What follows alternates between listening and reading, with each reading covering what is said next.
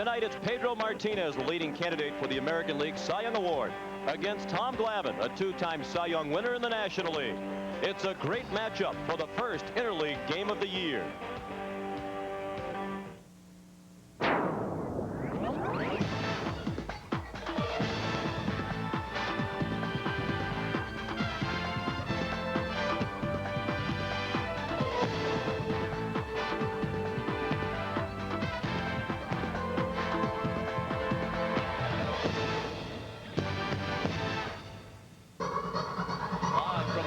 Park in Boston, the JCS New England Television Network presents exclusive coverage of Boston Red Sox baseball.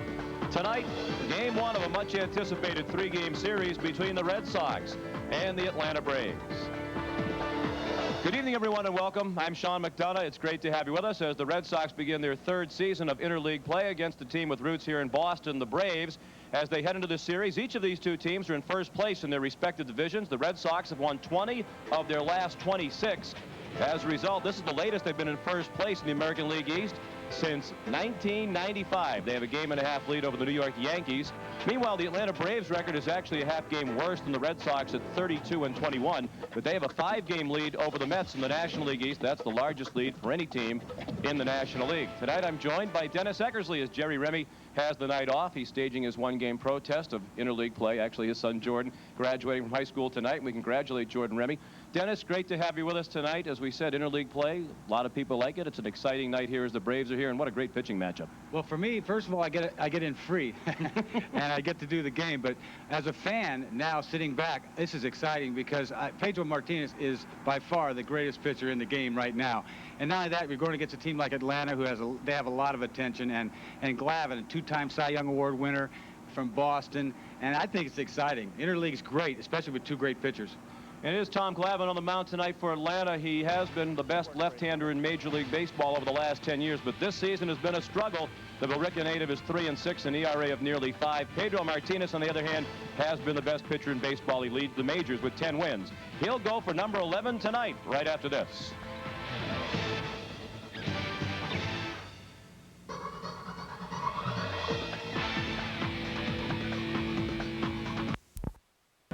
It's time for us to take a look at our Walmart Everstart battery starting lineups for the Braves. Walt Weiss will lead it off and play shortstop. Batting second is Brett Boone. He's the second baseman. Chipper Jones will bat third. Brian Jordan in the cleanup spot. Javi Lopez to catch and bat fifth, in a position we don't get to say very often. DHing and batting sixth, it's going to be Ryan Klesko. Andrew Jones is the center fielder. Randall Simon gets the start at first base, and Gerald Williams will be in left field. Here's the defense for the Sox. It'll be O'Leary in left. It'll be Buford in center. It'll be Lewis in right. Some speed in that outfield. The infield, Valentin and Garcia Parra on the left side. Fry and Stanley make up the right side. Georgia Tech product Jason Varitek behind the plate and making his 12th start of the year. Check out these numbers for Pedro Martinez. You don't go very far down the list to find him in the top category in everything. Wins, earned run average, strikeouts, averaging 13 per 9 innings pitched, and his control has been exceptional. And one of the things about him, when he goes out there, he's out there for the decisions. Only twice this year has he gone less than 7 innings for the Sox. Let's take a look at the umpiring crew. We're in an American League city. We will see American League umpires. Behind the plate, it is a veteran. He has been around forever. That's Larry McCoy, and he's a good one. Tim Sheeta will be down at first. Chuck Merriweather as second base, involved in a little controversy recently. He kicked the pitcher out for hitting a batter on a 3-2 count. Jim Reynolds, a first year. The rookie is over at third. It is Fenway Park, and I know, Pete, you have some memories of this as a youngster. I have some memories of watching it on TV and playing here, and even spending some off days in New York, taking the train up to watch a game and then going back that night. It is a wonderful ballpark, and Jimmy Williams has done a great job with this ball club. Yes, he has. In a year coming after they lost Mo Vaughn, and with the losing of Mo Vaughn to free agency and to the California Anaheim Angels, a lot of people thought the Boston Red Sox would disappear in the American League East this year. That is not the case. They are on top of the New York Yankees by a game and a half. going into tonight's game. The Braves up by 5 games now over the New York Mets in the National League East. Walt Weiss returns to the starting lineup tonight and leads it off for Atlanta before missing about a week's worth of games with that strained quad muscle in his right leg. Weiss had put together a 13-game hitting streak, the longest of his career, and the first pitch to him is low and away, ball 1. We're underway. Hitting .279 for the year. He'll be followed by Brett Boone and then Chipper Jones. Popped him up. Shallow left center. O'Leary and Buford converging. It'll be the left fielder O'Leary making the ground run away.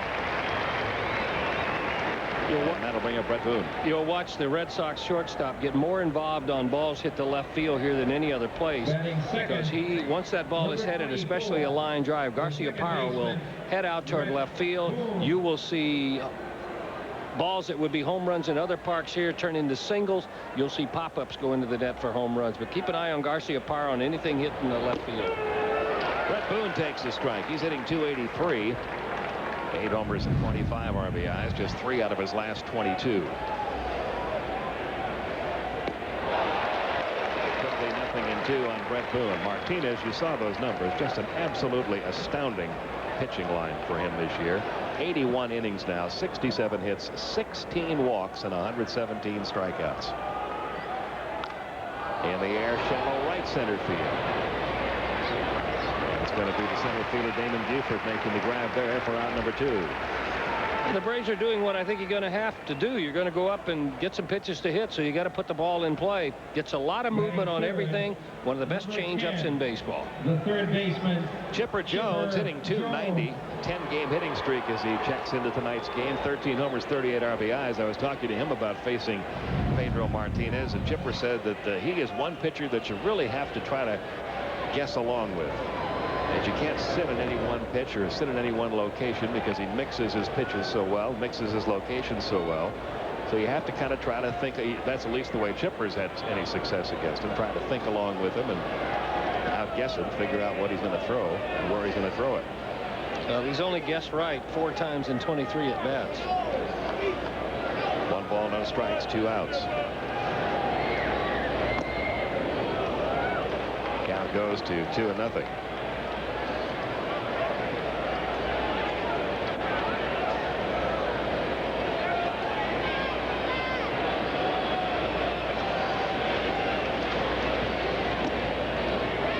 Again, ball 3. It's a very different approach from the approach Chipper Jones was taking to Kevin Brown, for example, where he was looking at one spot for one pitch. Yeah, he said against Kevin Brown, I've got to give him one side of the plate, and he looked inside all night. Or he looked outside all night against Kevin Brown and took everything inside. Well, there's a rare 4-pitch walk delivered by Martinez. A runner at first with 2 outs for Brian Jordan. Of all the good numbers that you saw from Pedro Martinez, the one number that really jumped off the page at me, Pete, was that in 81 innings, he's only allowed 2 home runs. Brian Jordan, 314, 12 homers, 48 RBIs.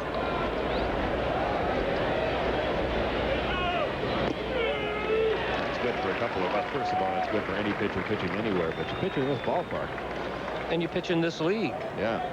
With all the power hitting teams that you got to face in the American League. He's pitched at Tampa Bay. He's pitched against Detroit, at Detroit. He's pitched against Cleveland twice, once there, once here. He's gone against the Yankees.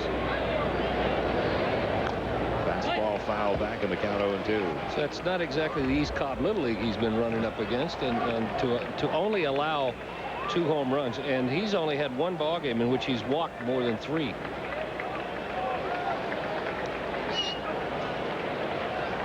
He's ahead of Jordan here, 0-2 with Chipper Jones at first, 2 outs.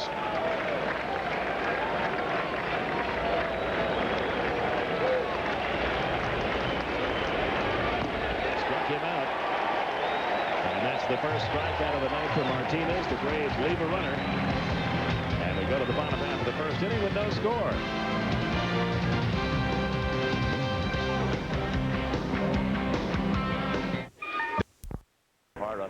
Mike Stanley at first base. He's the cleanup hitter, hitting .400 over the last 12 games. The number 5 hitter, left fielder Troy O'Leary. Damon Buford is in center field, hitting 7th, playing second base tonight, Jeff Fry. The catcher Jason Varitek will bat 8th, and hitting 9th, the right fielder Darren Lewis. For the Atlanta Braves, defensively 6th in the National League in team fielding. Gerald Williams is the left fielder. Andrew Jones, a brilliant center fielder. Brian Jordan at right. Chipper Jones at third. Walt Weiss at second. Walt Weiss at short. Brett Boone at second.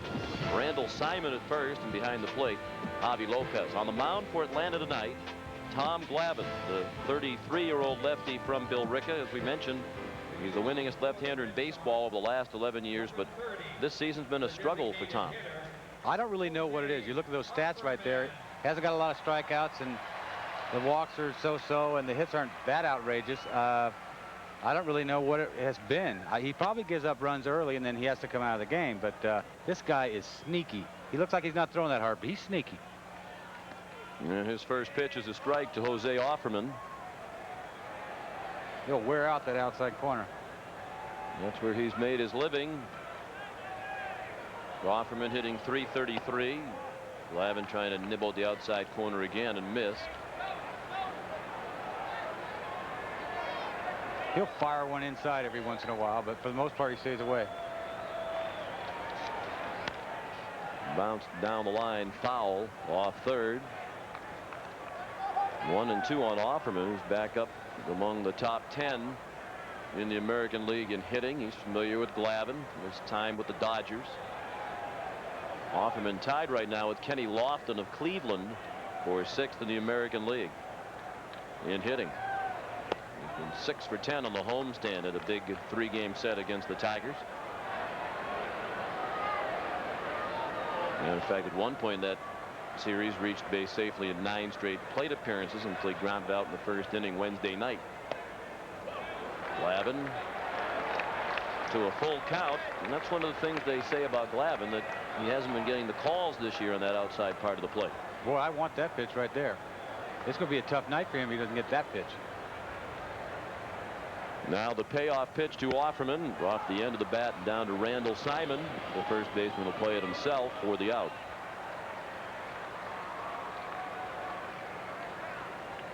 Well, I talked to Tom Glavine before the game tonight. He said a lot of people have been writing about maybe I'm not getting the calls just off the plate that I used to get in the past.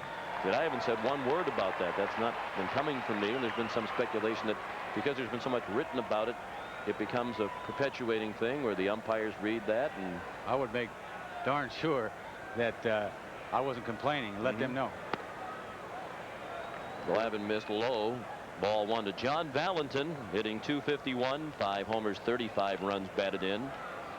He's still looking for his first hit on the homestand. 0 for 9 against Detroit.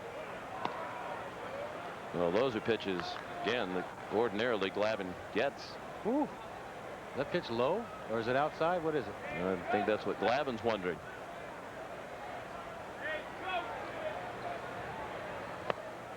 And that's clearly low. Saw the numbers for Glavine's last outing against the Dodgers. He pitched well, but lost 2-1. Both runs for Los Angeles in that game scored on bases loaded walks. And that's low.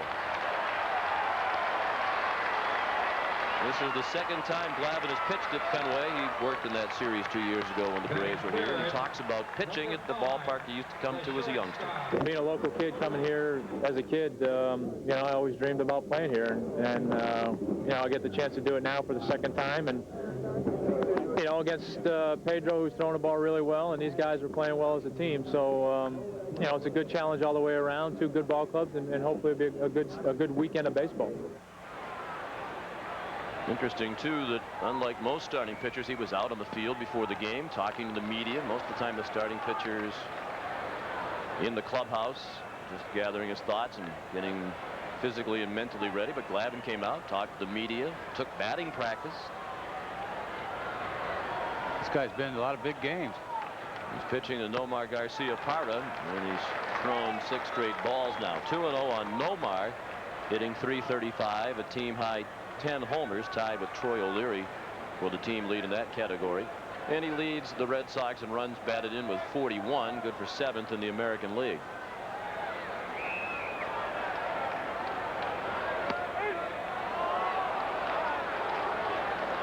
They hit the ball good off Glavine last year. A couple home runs.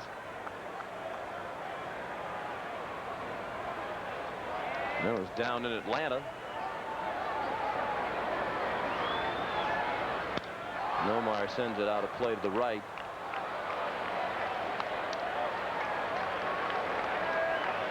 They must have a plan to say, you know, you face a guy like this, make him throw strikes and then start hacking, because he's going to try to nibble. There's Bobby Cox.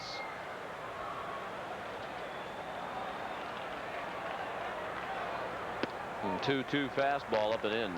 So it's 3-2. We'll see if Valentin is running with the pitch. Ordinarily, Jimmy Williams moves just about every runner with a full count. This has got to be a changeup right here.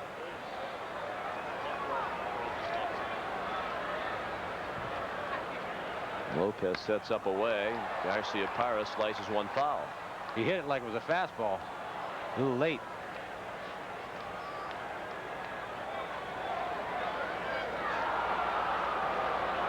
It's almost like Nomar was sitting on a changeup and got a fastball. There's that changeup. You know it's inevitable he's got to throw this thing. Nomar drives that one to deep left center and off the top of the wall. Valentin on his way to third. He'll be held at third as the relay comes in to Walt Weiss. And it's a double with one out for Nomar Garcia-Parra. Nomi's sitting all over a changeup. He fouls a fastball, 3-2 fastball off the other way, and then he gets his changeup and he smokes it off the wall. Little changeup. Middle, it's not really high, but it's very hittable. He stays back and just flipped this ball off the wall. He didn't even stroke, he didn't even take a big swing at that ball, but he stayed back. Nice. Thank you very much. Yeah, 13 doubles now for Garcia-Parra. As we've talked about many times on our telecast, he can hit just about any pitch and drive it with some authority. It's a 7-game hitting streak now for Garcia-Parra. Here's Mike Stanley with 2 men in scoring position. He takes a ball up and away. Stanley hitting .307, 6 homers and 30 runs batted in. Stanley really knows the strike zone too. He's really a professional hitter. I mean, he's got a real good game plan when he gets up there. Very good in these situations, delivering men from third with less than 2 outs. Glavine nibbling again and missing. 2-0. Mike Stanley could reach a milestone tonight. He needs just 2 hits for 1,000 in his career. They're going to intentionally walk him now. That's a no-brainer right there.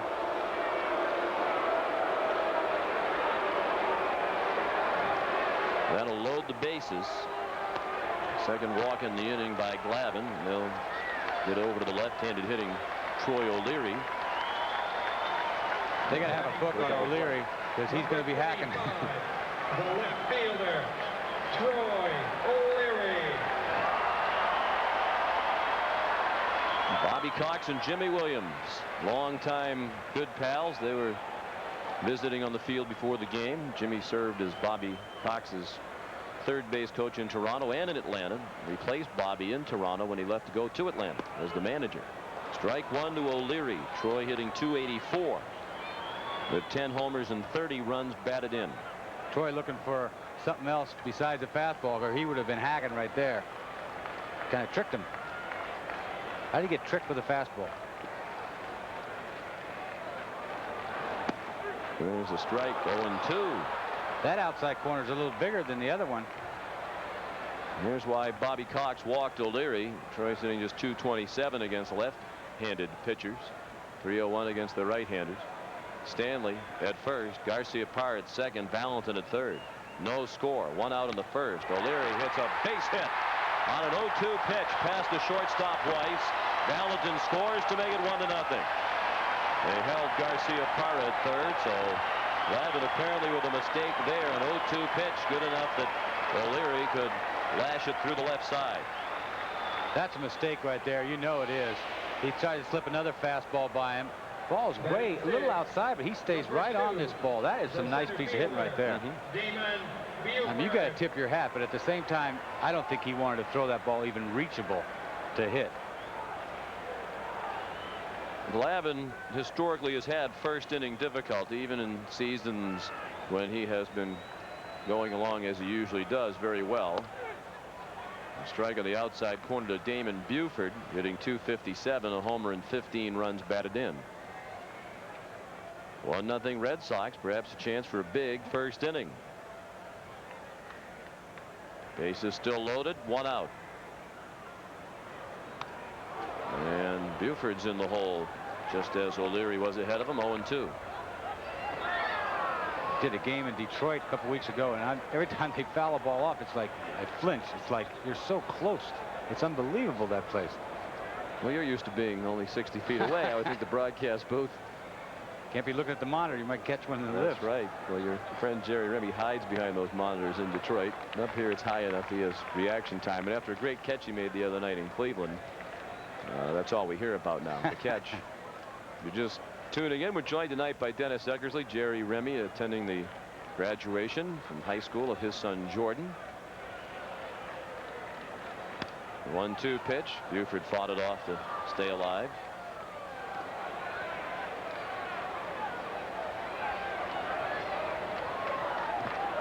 Glavine, not really a strikeout pitcher. He can't really put you away with a nasty, sharp breaking ball. His pitch is really, you know, paint the outside corner, and he got to turn me over changeup, and he gets you a little out front. You might throw a fastball in right here to try to punch him out. Lopez set up inside, but the pitch was not inside, and Buford grounded it through the left. Another hit, another run. They play station to station as the ball is fired back in by Williams. So Glavine was ahead of O'Leary, 0-2. Couldn't put him away. Had Buford 0-2. And Damon delivered a single for his 16th run batted in. It's 2-0 Red Sox. Trying to throw a fastball in, but he throws it down middle, and it's a mistake. He's trying to throw this ball belt high in, try to punch him out. He throws it down middle, and he hits the ball in the hole. Because right there, he wasn't even looking for contact. Hopefully, he's going to try to punch him out or pop him up, because he didn't really want him to obviously get a base hit. Leo Mazzoni, the pitching coach at the mound. Long first inning for Glavine. He's thrown 29 pitches already. Number 3, the second baseman. A lot of friends and relatives in attendance here tonight. Glavine himself had to come up with 80 tickets. And that's hard to do in this ballpark. And he said, that's just the people I know about. Obviously, there are a lot of other friends and family members who found their own tickets. So he has a lot of supporters here tonight who aren't very happy right now.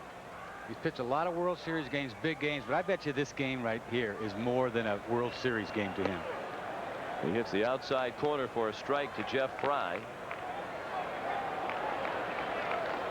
I think he pitched a Sunday night game here a couple of years ago, didn't he? And pitched pretty well. Yes. Got a lot of runs, I think, that game, 15-0, something like that. That was the first time he had ever pitched here. I asked him before the game if he was ever here in a high school all-star game. And the other time on the field, he said no. Well, Fry has Glavine right where he wants him, 0-2. Tom Glavine, one of the good guys in baseball. Solid veteran, team leader. A league spokesman. And that hurt his popularity for a little while in Atlanta. During the labor dispute, he was a vocal member of the Players Association. Some of the Braves fans didn't like that. That's strike 3. Fastball. Fry thought it was a little bit up and in. Glavine gets the big call for his first strikeout of the night. Batting eight, number 47. He throws this ball where he wanted to throw the ball to Buford, right there.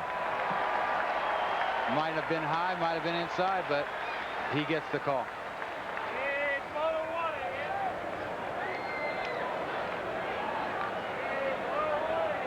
It's a big pitch right there. It sure was. Glavine needed an out, and he got it. Here's the 8th batter of the inning. Jason Varitek with the bases still loaded. Red Sox lead 2-0. Varitek looked at ball 1 outside. He's at 259. 7 homers now. 21 runs batted in. He's hitting .226 right-handed.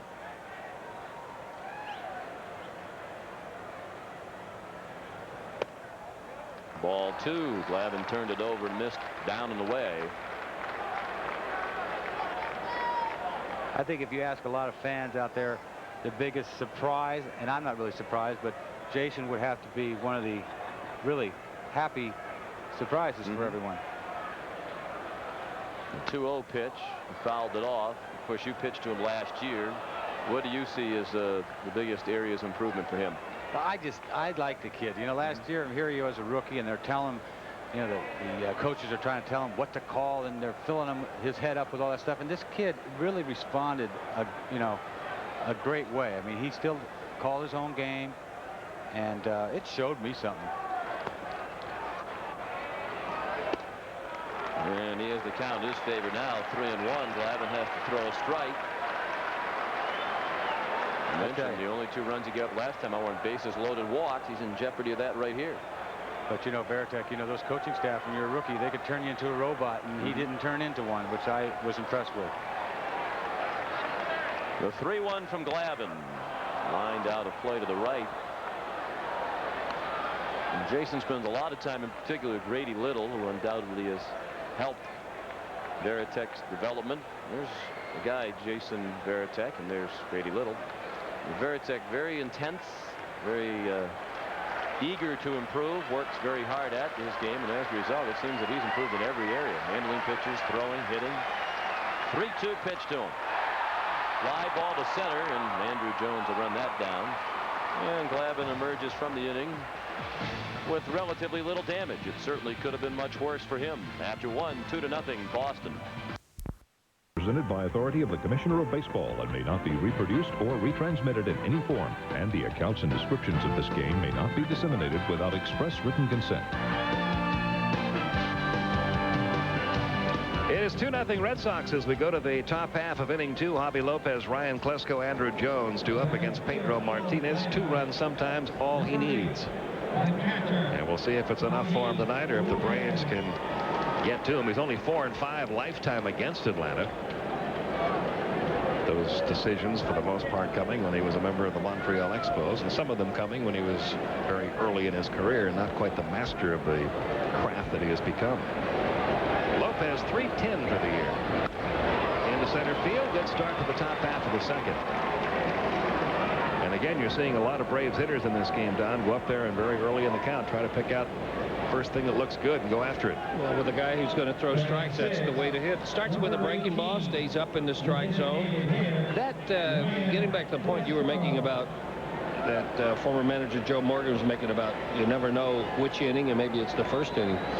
If you give a guy like a Pedro Martinez 4 runs early, then all he's going to do is just come right at you. But now, because this ballpark can give up runs freely, he's still got to pitch a little carefully. Klesko, the DH. Backs away from 1 up and in. He'll at 279, 6 homers. He'll still be aggressive, but he can't freewheel it. You know, you get 4 runs in the first inning, you just go out and say, okay, boys, put it in play.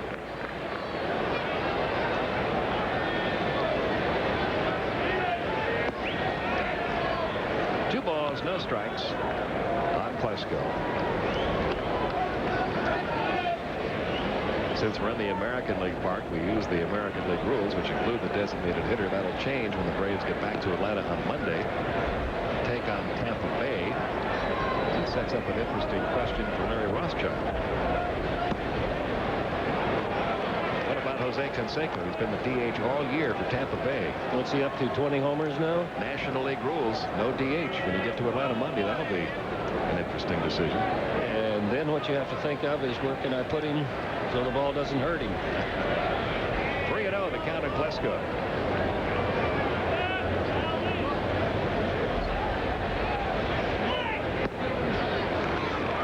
It's going to be interesting to see how Ryan Klesko handles being a DH.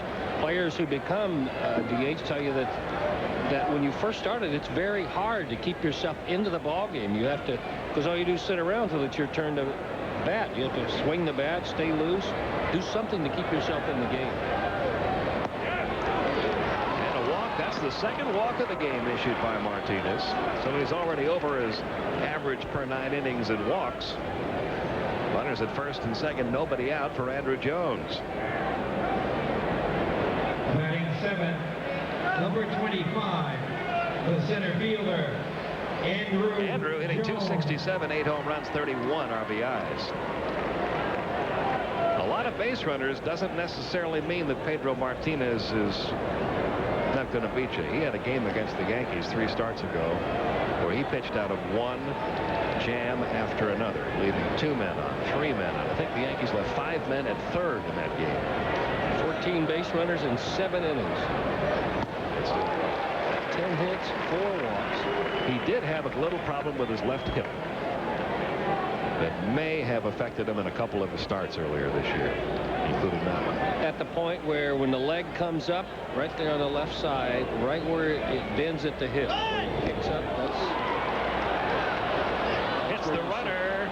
Lopez thought about going to third, but changed his mind after Garcia Parra came up with it quickly. Count 0-2 on Andrew Jones.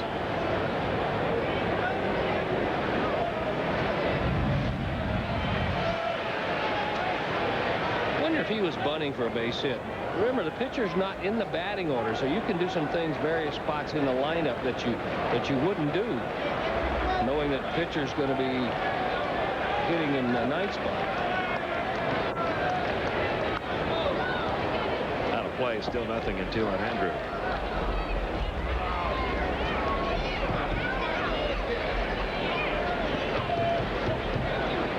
Walks to strikeouts this year, only a difference of 14 for Andrew Jones. 24 walks, 38 strikeouts.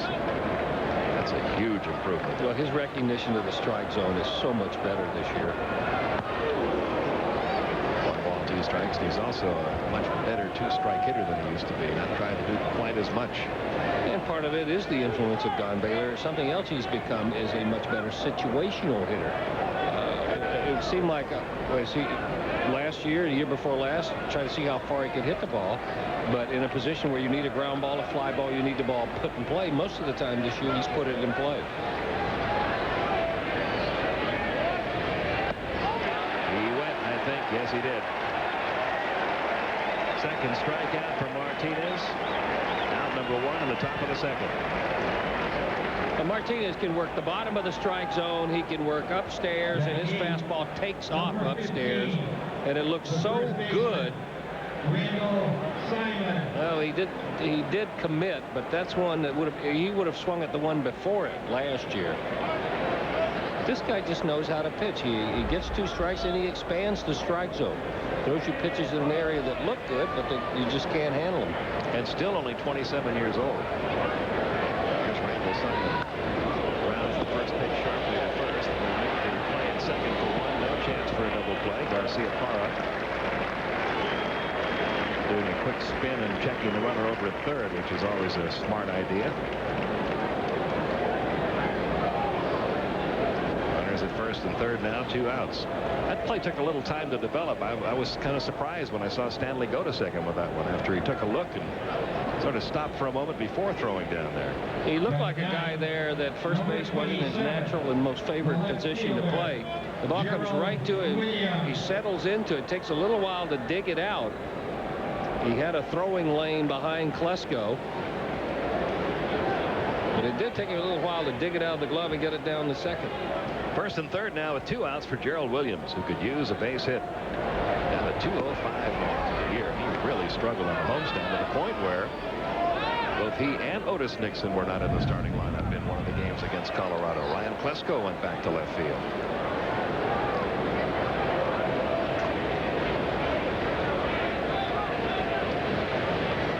Braves hoping that Gerald will snap out of it.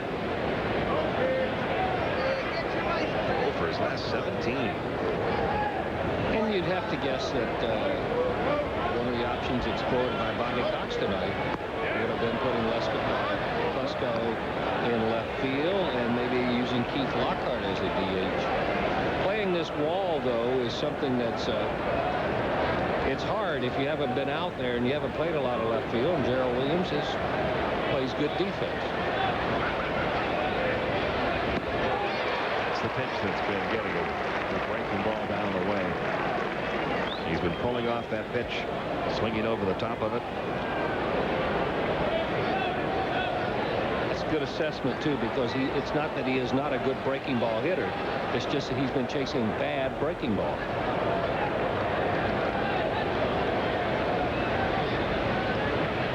The 2 even. 2 balls, 2 strikes. That's where a pitcher can eat you up if you chase breaking balls out of the strike zone. He'll throw you that one that you chase a foot outside, then comes back with another pitch in the area, and your mind tells you don't swing, it's a ball, and it's the fastball, and it's on the corner. Fenway fans want one more strikeout.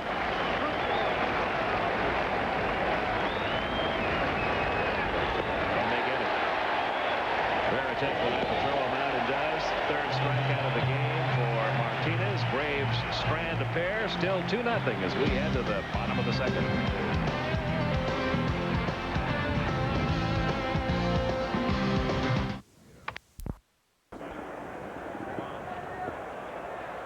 Here at Fenway Park, the big story the last couple of days, the uncertain future of Mark Portugal. Before tonight's game, he spoke to the media.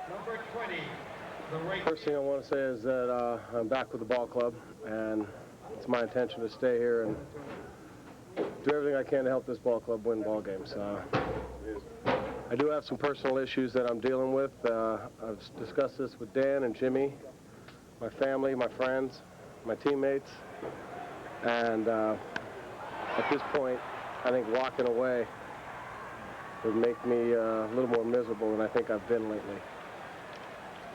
And Mark Portugal still dealing with his personal issues, but he has returned. Pat Rapp is going to take his turn in the rotation this weekend, and Portugal will be available out of the bullpen. Then what happens beyond that will be decided after Rapp's start on Sunday. But Mark Portugal, thinking about walking away from baseball, has decided to stay. And Darren Lewis flied out to right on the first pitch of the inning from Tom Glavine. Jose Offerman, the batter. Top of the order in the 2nd.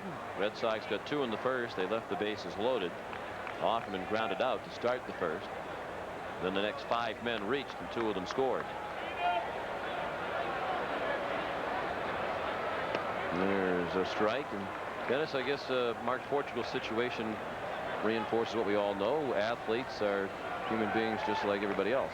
Well, you know, all the things that have happened to him with his injuries over the course of, you know, all these years he's played, we all, you know, we don't know what's going on personally with him, but you know, that's part of the a ball player is his family. Swing and a miss. Offerman foul tipped into the middle of Glavine. And I guess some players are better at, when they get on the field, putting the personal distractions behind them than others. Some guys do carry it with them. 13. Well, you know, when you pitch once every 5 days, I don't know if it's more disturbing pitching once every 5 days or getting a chance to play every day and just go out there and take your mind off it. John Valentin, the batter. Glavine could use an easy 1-2-3 inning after the arduous first. Valentin sends one back in this direction. He walked and scored the first run. I think people out there say, this guy's making $3 million a year. How could he walk away from, say, $2 million the rest of the season? They probably think he's crazy. Who knows? You know, that is certainly, if you're Mark Portugal, I would think a reason to stay, too. Problems are problems, but that's in itself plenty of incentive. Oh, yeah. Don't, you know, the guy could say, I don't need the money, but you talk about 2 big beans sitting there. Everybody could use 2 more beans. That's right. Those are big beans. Big beans. Boston beans. That's right. Still 0-2 on Valentin. Glavine works from the far third base end of the pitching rubber. And Valentin takes it to the opposite field. Another hit on an 0-2 count. And that's really the approach that the Red Sox found out last year when they had success against Glavine down in Atlanta. Those right-handed hitters can't try to pull that pitch away from them. If I recall, Valentin took him deep twice last year in that game. And now he shoots him the other way. I mean, sometimes that's a good approach with this guy. Act like it's 0-2, I guess, and just shoot him the other way. But that's a nice piece of hitting. I don't know if that's necessarily a mistake. The Red Sox have 4 hits. The first was by Nomar, who doubled off the wall in left center and scored the second Red Sox run last inning. Looping breaking ball high for ball 1. Nomar, the player of the month in the American League for May. He had 10 homers, had 33 runs batted in May. 7 doubles at 355. Had the memorable 10 RBI, 3 homer, 2 grand slam game against Seattle. He was the player of the month, and Pedro Martinez was the pitcher of the month in the American League. So the Red Sox swept those 2 honors. The 2-0 is fouled back. Martinez was also the pitcher of the month for April, so he's won both of the monthly awards in the American League so far. These 2 guys, Pedro and Nomi, I'll tell you what, all the years I played, these 2 guys are probably, it's hard to say, the best players I've ever played with, but there's a lot to remain. But there's a high drive toward the triangle. Andrew Jones on the warning track, where he casually makes the catch. I'm going to take you back to that statement. That's a big statement you just made. You played with some terrific players. Glavine out of the inning after 2-0 Boston. There on the Braves bullpen, Kevin McGlinchey, a native of Malden, Massachusetts. He too had a lot of passes to leave tonight, and I think right now some of his buddies are maybe complaining a little bit about, hey, you're in the big leagues. This is the best you could do for us? He said, but I'm a rookie. The right field bleachers? I'm a rookie. You're in the park. I'm a rookie. You didn't pay. Don't complain. He was looking very much forward to getting a chance to come out here and play a game at Fenway. Here's Walt Weiss leading off in the third. Fly to left his first time up. Red Sox up 2-0. I can remember a traveling secretary telling me I can get them in the park and the seats will be facing the field. That's all you need. It really is. In a park like this. One of my great memories of Fenway Park as a youngster coming here on a vacation about, I guess about maybe 9 or 10 years old, sitting way down in that right field corner. And my grandfather caught a foul ball hit by Vic Wirtz. Gave it to me. Do you think that was a prized possession for a 10-year-old to have his first trip to Fenway Park? Was it your first game or just your first trip? First trip to Fenway. First time I'd ever gotten a foul ball. Vic Wirtz.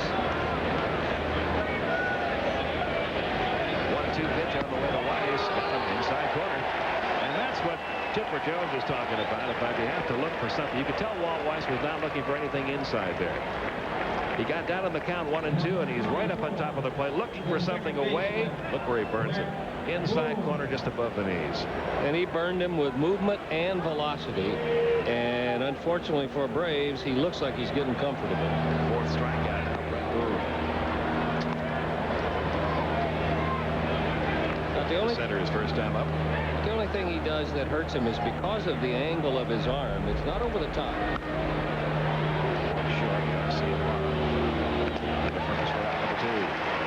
It's high 3/4. Every now and then he'll cut underneath the breaking ball, and you'll see it go upstairs and then break down in the strike zone like the first one to Boone. He doesn't do it very often. Now Chipper Jones has walked on 4 straight in the first inning, one of 2 walks issued by Martinez. The only hit he has allowed, Javi Lopez leadoff single in the second. Still hasn't thrown Chipper Jones a strike.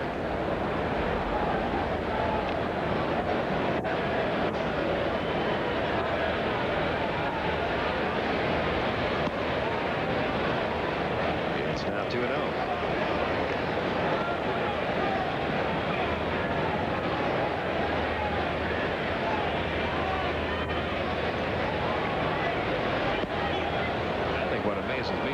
Martinez is in these days of the big strikeout guys, the Randy Johnson is 6'10", or Roger Clemens, who's a big, strong, burly guy. You stand next to Pedro Martinez, you would have a hard time figuring out what he did for a living, much less how good he was at it. He's only about 5'10", about 170 pounds. But he has long arms, and he gets great leverage. Outside corner, 3-2. He's right up there game for game, matching numbers with the all-time greats who are still playing today. There's the 3-2 on the way to Chipper. He got him outside corner, strike 3. That's 5 strikeouts for Martinez. A 1-2-3 top of the third. Still 2-0 Red Sox.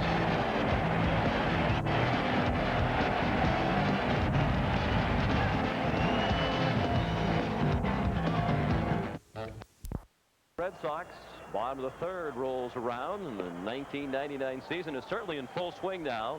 Summer is just around the corner. We hope you'll come out to friendly Fenway, taking a game in this last season of the century. Plenty of good seats are available. Can be purchased 24 hours a day by calling Red Sox Touchtone Ticketing at 617-482-4SOX. That's 617-482-4SOX. We look forward to seeing you here at Fenway. What a beautiful night this is. 70 degrees at game time. Breeze blowing out toward left. Mike Stanley begins the third against Tom Glavine. Stanley was intentionally walked in the first, a move that did not pay off for Bobby Cox. They pitched around Stanley to get to Troy O'Leary, wound up singling with the bases loaded and knock in the first run of the night. Fastball outside. A ball and a strike. Stanley, O'Leary, and Buford coming up against Glavine.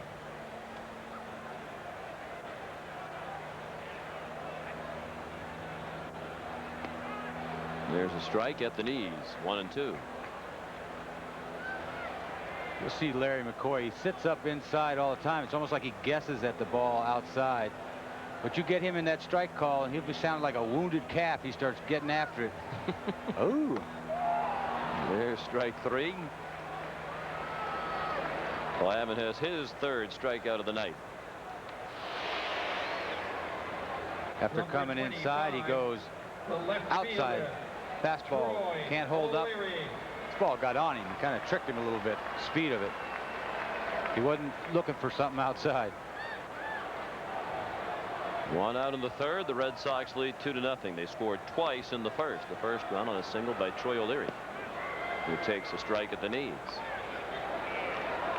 Larry McCoy's got that right hand working, doesn't he? Well, you would think that he would tonight with these two pitchers going. Bounced down to third, played by Chipper Jones. He stayed with a tricky hop to throw out O'Leary. Number 2. 2 outs. And after the rocky first, it looks like Glavine is starting to settle in. Moving the ball around, in and out. No one could sit on anything. Here's Damon Buford. Glavine's retired 7 of the last 8, a string that's going to end on a little lob down the left field line. Buford will try for 2. The throw from Gerald Williams is way off the mark. And it's a bloop double for Damon Buford. Buford gets jammed on a breaking ball. It's a pretty thing. Not when you're pitching, it isn't. There's a breaking ball. He kind of jams himself on it. Gets it on the label a little bit. I'll tell you what, though, if that ball's a little out over, he might hit that ball in the net, too. So it was a mistake. So it should be something. Shouldn't be an out. Yeah.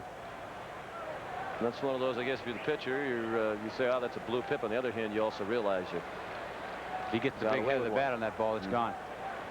Here's Jeff Fry, who's called out on strikes his first time up. Slow roller up the middle, base hit. Past the diving Brett Boone. And the Red Sox on a bloop hit to left, a little dribbler through the middle, get a run with 2 outs, and they lead 3-0. Glavine acts like a goalie on this, trying to do a skate save up the middle. You see him kick his foot out on this. Little changeup down the way, kicks his foot out. Ooh. Number 47. He must have known there's nobody up there. You know. They weren't playing him up the middle. And of course, Glavine was a hockey player, but not a goalie. When he was in high school, was drafted by the Los Angeles Kings in the 4th round. He elected to pursue his baseball career. He was a 2nd-round pick by the Atlanta Braves. Ball outside. I actually talked with Tom before the game tonight about the deciding game between Colorado and Dallas. And he said he picked Dallas before the series, so he's sticking with Dallas in the 7th game of what's been a thrilling series. He's got to be mad after that base hit up the middle because he's got 2 outs, nobody on. Bloop hit, could have been a bomb. And a little base hit up the middle. So, you know, that's what makes you crazy as a pitcher. You get 2 outs, nobody on. You think you got an out at the plate. Next thing you know, a guy gets a double. It's like, you know, you got to keep concentrating.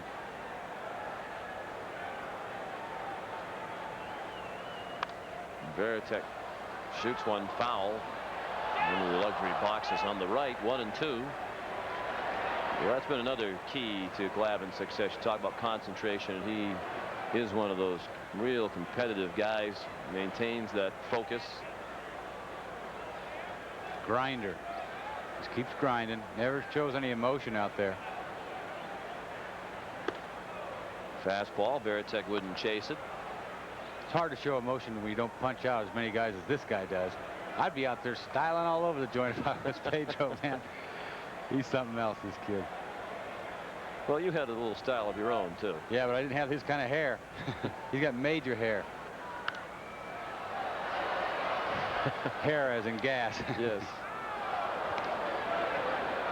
He hasn't got too much hair on his head, but he's got it in his arm. Oh. Hair of any kind is good as far as I'm concerned. Yeah, he's got good hair. Moving hair is good. Mm-hmm.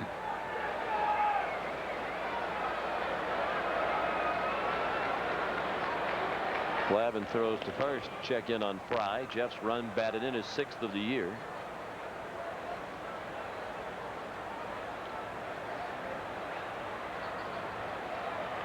Fry has attempted 2 stolen bases. He hasn't been successful yet. And Glavine will visit over there again. You know, if I'm Glavine, you got to be thinking you're, facing Pedro. You don't want to give up anything. You give up 1, you give up 2, and then you give up 3. You feel like you lost. Mm-hmm. If you asked him right now and he was honest, he'd say, "Oh my God, I'm done." Got to hold him right there and take an L. Varitek fouls another one away. Now, Martinez has given up more than 3 runs only once in 11 starts. He gave up 4 runs in the loss to the White Sox. His only loss of the year back on April 15. He's want to get back out there and start throwing it some more. Sitting down is terrible when you're young like that with the kind of hair he's got.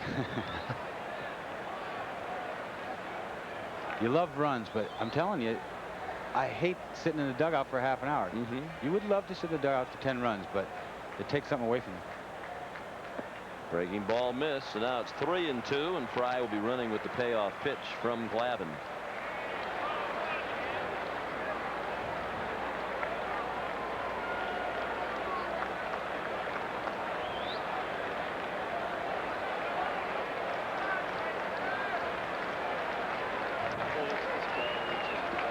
The runner goes. Varitek dribbles 1 foul.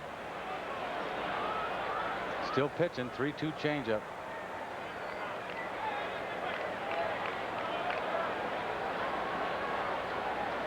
Well, the Braves pitching this year, not what it has been in years past. Not only Glavine 3-6, but Greg Maddux has an ERA of 4.54.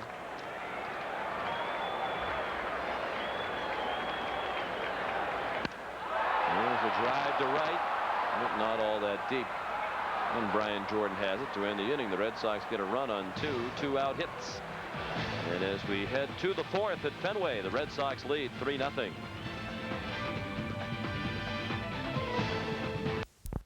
Come up with there. That's a good question. So you think about it for a while. Next half inning, we'll run the answer out there for you. I've got my pick already. I'll write it down for you. We'll see how it turns out. Brian Jordan struck out his first time. 1 of 5 strikeouts already for Pedro Martinez. He takes strike 1. I'm going to go fairly current with my picks. Out of the way. 0-2 now on Jordan. Well, you get down 0-2 in the count to this guy, you are in trouble. Well, he has so many weapons to come at you with.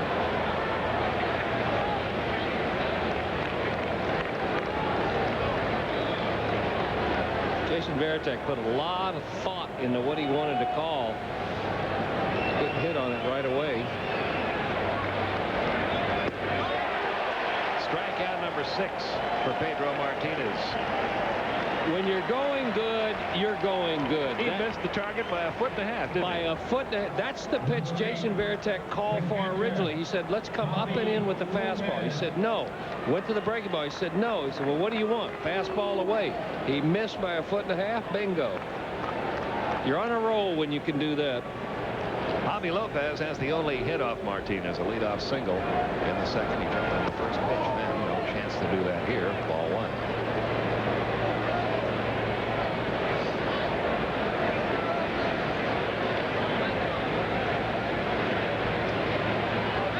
Runs, 6 hits for Boston, no runs, 1 hit for Atlanta. Lopez pops it up, shallow center.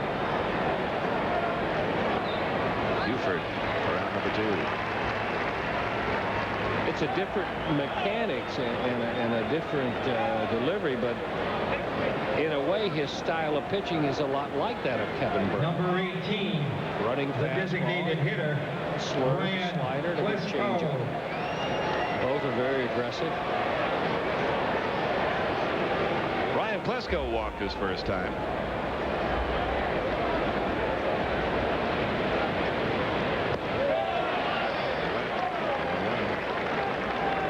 Since that walk, Martinez has set down 8 in a row.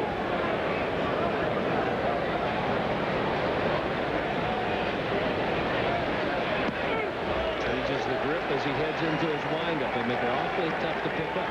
Right now, he's on dial pitch. Just dial it up, and here it comes. So he doesn't do any motion until he starts there. 1 ball, 2 strikes. Remember, we were talking the other night about how if a guy moves the ball around in the glove, a la Greg Maddux, you have to move it on every pitch. Martinez doesn't have to worry about that because he doesn't do any movement until the glove comes down. Did not go. And the count even 2-2.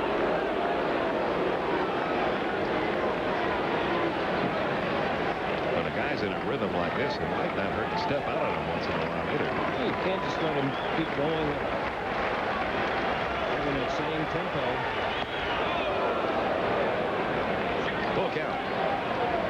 And now's the time to do it. 3 balls, 2 strikes. He wants to make a good pitch here. Just about the time he's ready, step out. Let him think about it.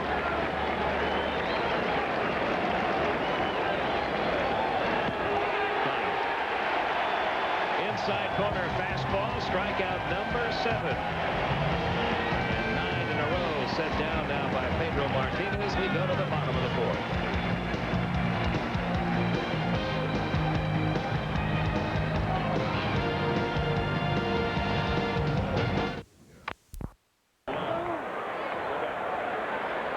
We're back at Fenway Park, where the Red Sox lead 3-0. They're looking to add to that lead in the bottom of the 4th. Let's check the scoreboard with interleague play underway. The Chicago Cubs are at Cleveland tonight. Jim Thome is at a 2-run homer, but the Cubs lead 3-2. Detroit leads St. Louis 2-0 behind Brian Moeller. Florida 5-0 ahead of Tampa Bay in the battle of the Sunshine State. Darren Lewis took ball 1 from Tom Glavine. Montreal leads Toronto 2-1 in the all-Canadian matchup. Baltimore 2, Philadelphia 0. They're only about an hour and a half apart. The bunt foul. Of course, the big hoopla this weekend, the Mets and the Yankees. And they're just underway at Yankee Stadium. They expect 56,000 for those games throughout the weekend. Pittsburgh at the Chicago White Sox. Cincinnati at Kansas City, scoreless in the 1st.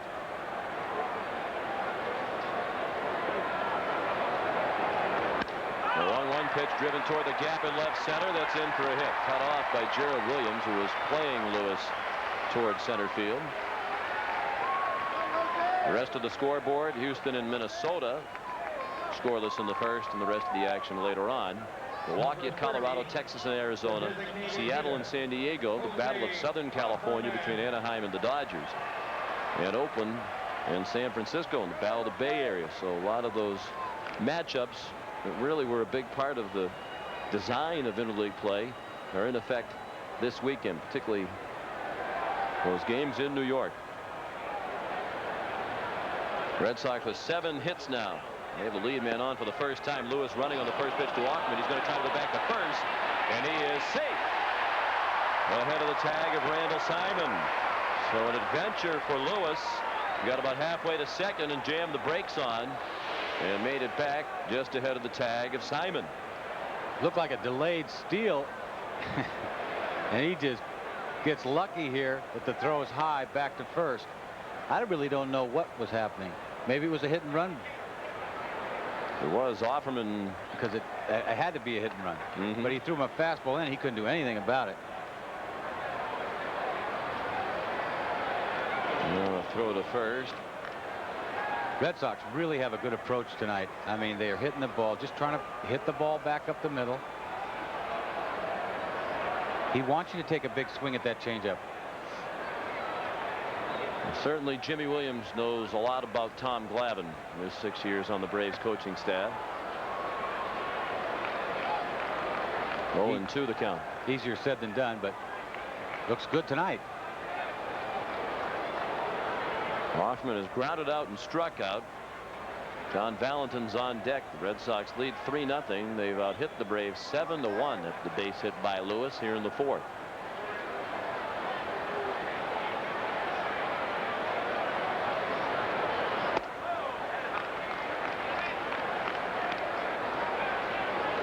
One and two now on Offerman.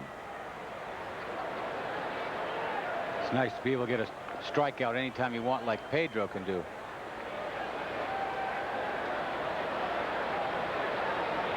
Glavine would like a double play ball first to throw to first. He went for the punch out on that last pitch. Now he'll probably go for the ground ball double play.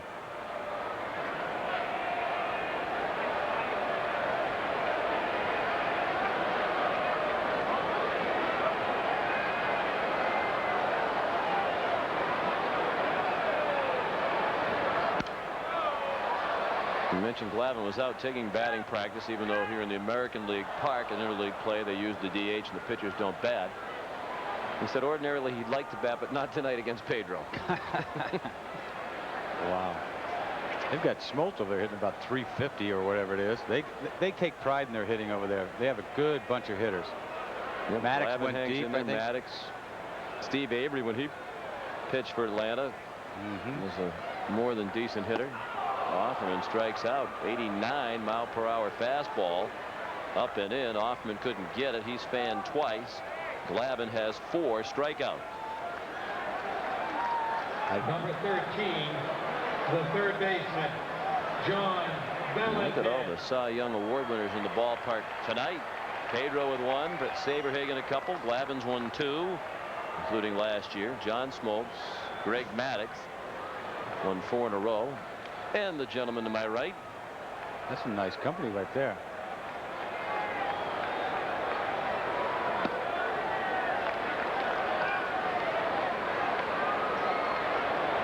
Ball 1 high to John Valentin. We did check on Don Sutton. I'm surprised he never won one with the great career that he had. Now a Braves broadcaster. Sutton a 300-game plus winner, but never a Cy Young Award winner. A lot of great pitchers never won the Cy Young. It's got to be timing, you know. I had a better year, another year that I didn't win it, so it's all about timing. What year were you better than you were in 1990? And who won it? Who won it in 1990? Ricky Henderson. Won the Cy Young Award? Oh, who won it in 1990? I don't know. Oh, Roger. We'll find out. Roger won it? He might have. But our guys in the truck, one of the good things about this job, we don't really have to know anything. And on many nights I prove that. But Bob Welsh. 27 W's. That'll do it. That'll do it. And Ricky was the MVP. We had Ricky all. was good. I didn't know he was that good. Yeah, he can do it all. 2-0 now on Valentin. Was Bob Welsh who won the award that year. A hopper right to first. Simon a low throw. Weiss the return throw even lower. And Valentin has it beat with 2 outs.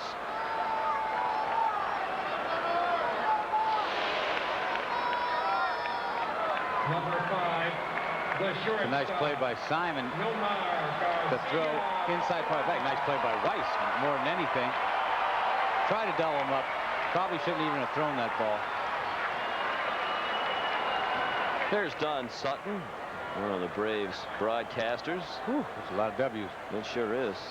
Finally got into the Hall of Fame. He had to wait a couple of years. And that's a tough club to get into. You got 324 wins and you can't get in there for 2 or 3 years. Who's voting? Whew. Nomar takes a strike. Nomar doubled and scored in the first, flied to center in the second. Don Sutton's one of only 20 pitchers who won 300 games or more. He never won 20. That's funny. Hello. Hello there. He never won 20. 4 times an All-Star, Don Sutton. Great Dodger teams he played for. Grounded to short. Bien, rather Weiss. Bien originally in the starting lineup scratched, and then Weiss put in. And that's why he made the play. 2, Boone to end the inning. Red Sox stranded a runner. They've left 6, but after 4, it's Boston 3 and Atlanta nothing. By Coca-Cola Classic. Always in the game. Always Coca-Cola. And by Napa Auto Parts. We keep America running.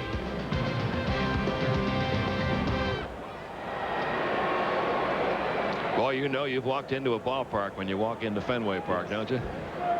You get that old-time ballpark feel, even before you get inside the ballpark. It's one of those neighborhood ballparks, and as you walk down the neighborhood streets, they've got all the souvenir stands and the refreshment stands and hot dog stands and all sorts of snacks available. Well, they used to say, give us a city block and we'll build you a ballpark. And that's what they've done. That causes the odd angles and different dimensions. This is not a cookie cutter. What a great place to finish out the 1990s for the All-Star game. This is where that All-Star game should be played in the final year of the 1900s.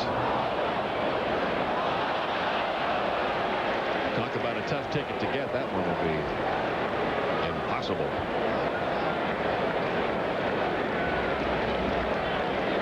It's just 0-2 on Andrew. It's just a beautiful old ballpark. There's a warm. That's hit high and deep to left field. O'Leary back toward that wall. It's going to be off the wall. Andrew down to second. He'll pull in with a stand-up double. Remember, we were talking earlier about the Green Monster. It can punish you for hitting a rocket. It can reward you for getting jammed. That is a ho-hum routine fly ball in any other park. Same pitch he tried to get him to chase before. Scrapes down the side of the fence right above the scoreboard. See how O'Leary, when he realizes it's off the wall, you back up and you play handball. Only the second hit allowed by Martinez, and it brings up Randall Simon. Takes a strike to the inside corner. Simon hit into a force play his first time up.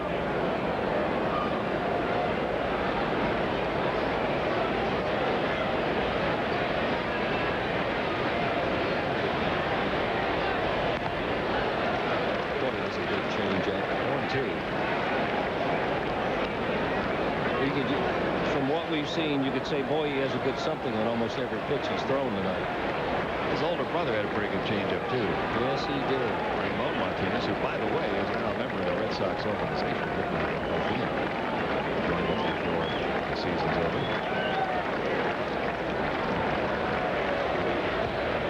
That gets away from Veritek, and that'll move Andrew over to third. Well, maybe the Braves can get a run in here. Get something going against Martinez. Runner at third now, nobody out.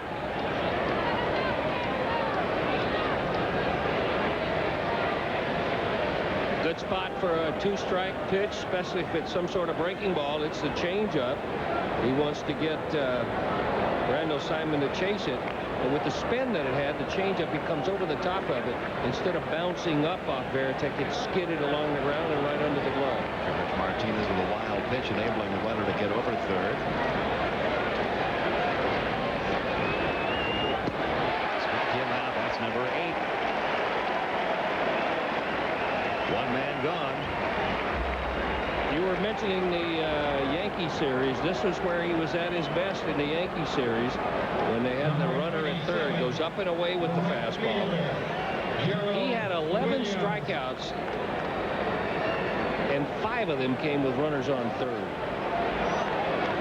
He has had had 7 games this year with 10 or more strikeouts, including back-to-back 15 strikeout performances against Anaheim and Seattle. Only 1 walk in the 2 games combined. Didn't go. 1 ball, no strikes, and Gerald Williams, a strikeout victim his first time up, now 0 for his last 18. It's a good pitch to start a hitter off with when you've gotten him out and he's chasing breaking balls and he's got to be looking for it. You don't get a strike, but you make him inside conscious. Remind him there are 2 sides to the plate. 1 ball, 1 strike. He and Veritek seem like they just have a telepathy going. Only a couple of times have they not agreed on the call.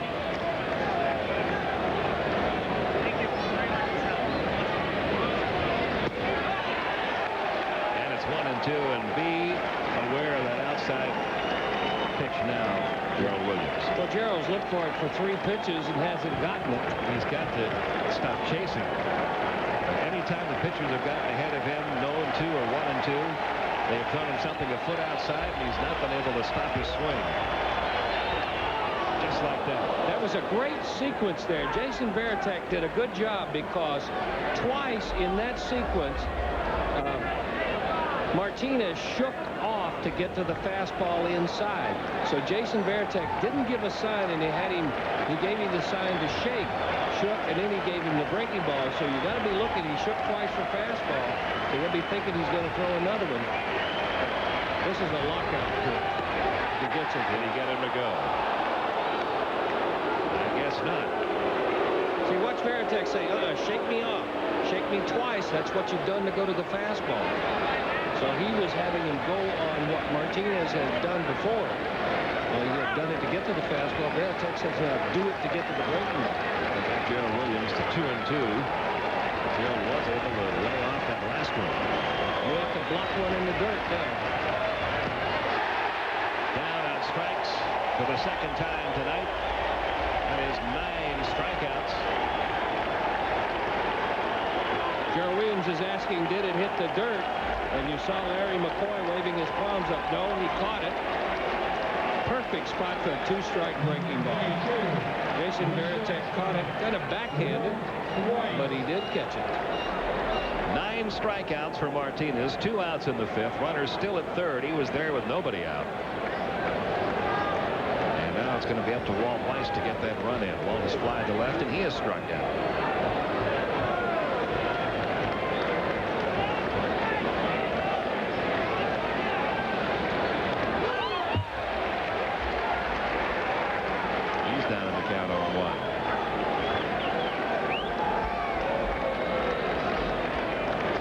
Seven hits for Boston, no runs, only 2 hits for Atlanta.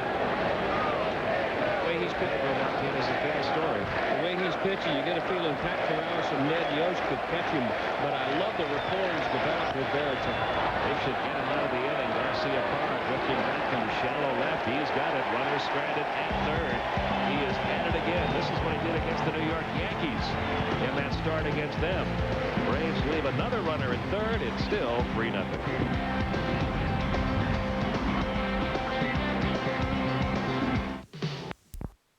Baseball is brought to you in part by Southwest Airlines. With fares so low, you have the freedom to go places and do things you never thought possible. Fly Southwest Airlines.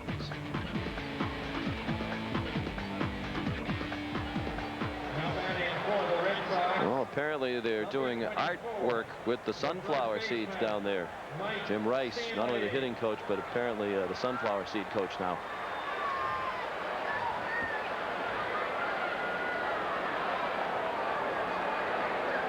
I think that's Brian Rose. Tough to tell.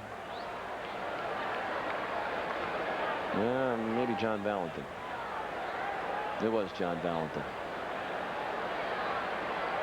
We're pretty sure this is Mike Stanley. And he took ball 1. Yeah, there's John Valentin. They're probably talking about hitting.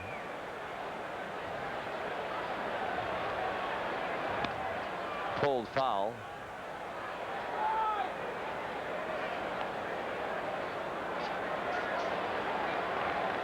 Stanley, O'Leary, and Buford coming up. here in the 5th. Red Sox scored twice in the 1st against Glavine. They had a tough time in the 1st inning. He threw 38 pitches, faced 8 batters. Check swing, a strike, 1 and 2. Red Sox got RBI singles with the bases loaded from Troy O'Leary and Damon Buford in the 1st.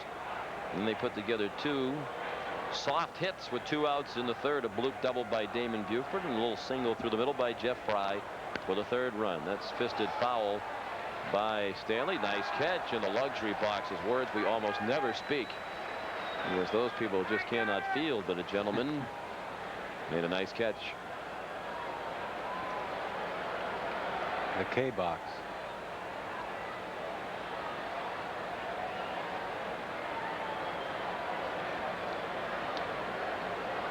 Another 1-2 and a foul ball.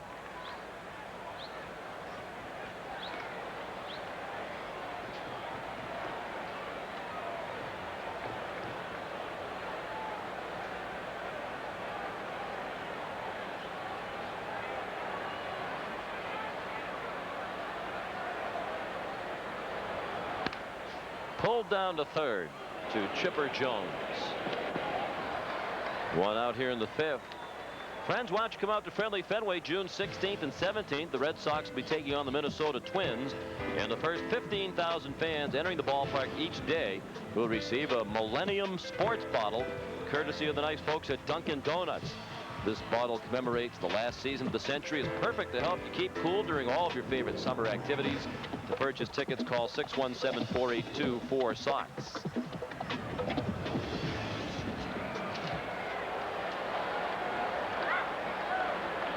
Troy O'Leary, the hitter. First ball swinging, a little pop-up along the left field line. Gerald Williams, 2 outs. What do you think of interleague play? Do you enjoy it when you were participating the last couple of years? Well, the only problem I had with it is because of the schedule more than anything. You know, 2 games here, 2 games there. I think it's great for the fans, but as players, you know, those homes, I mean, those trips that you go 2 days, you can't even unpack your bag. I mean, it's not, I don't want to complain. It doesn't sound real good, but that was the toughest part of it, was the travel. Right. It screwed up the whole schedule. Damon Buford singled to left to knock in a run in the 1st. He doubled to left and scored the 3rd Red Sox run in the 3rd. Boston leads 3-0. What do you think the consensus of this whole thing is, interleague play with all the players? I think it's mixed. Yeah, I don't know if it's one way or another. No, I really don't. At the start, it wasn't real popular. Buford bangs it toward the second baseman Boone. Brett throws him out. Glavine has his first 1-2-3 inning of the night. After 5, Boston 3 and Atlanta nothing. 6th inning time for the Budweiser game summary, and it's fairly simple tonight. Pedro Martinez, the story. 9 strikeouts through 5 innings. He's given up only 2 hits. Tom Glavine got touched for a couple of runs in the 1st inning and gave up another run with 2 outs in the 3rd. Brett Boone leads off here in the 6th and takes a strike. 0-1 the count. We've got an odd starting time for you tomorrow, 4:05 Eastern time. 1-1 the count.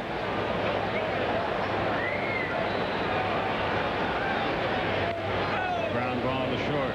Elmore hits it. Low throw, but Stanley digs it out. 1 down.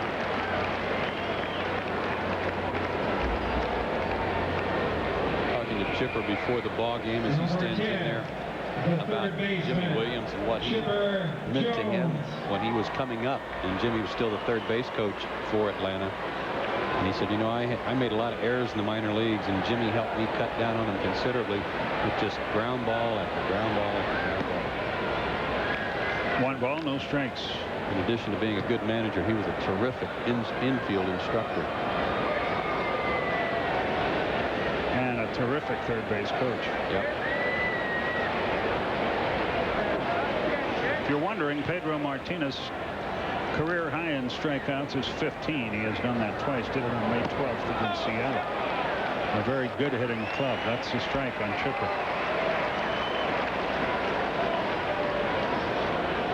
1-1 2-1 the count. He's throwing hard, Skip. Everything is hard, and he's keeping the ball in on the left-handed hitter's hands a lot. Well, there's no doubt that he used to come inside maybe too much when he was younger and in the National League. He got in a lot of beefs. He's only hit 2 batters this year. 2-2. That's right in Chipper's wheelhouse. That's middle half of the plate in, a little above the knees, and he got it by him.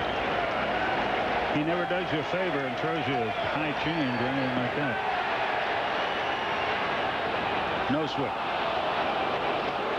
Jim Reynolds made the call from third base. Yeah, he never really got the head of the bat out in front of his hands. Good call. Martinez shakes off a couple of signs. Top foul past first. This was another night, Joe, when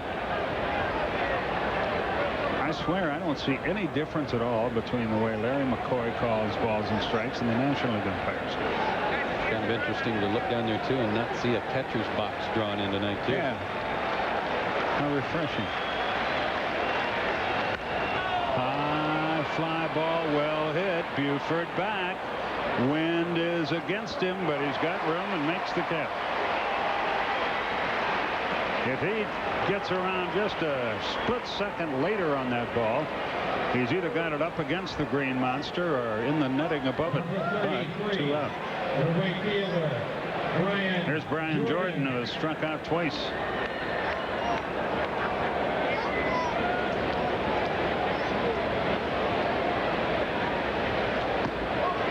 It's interesting. Every player I've talked to likes coming here to play.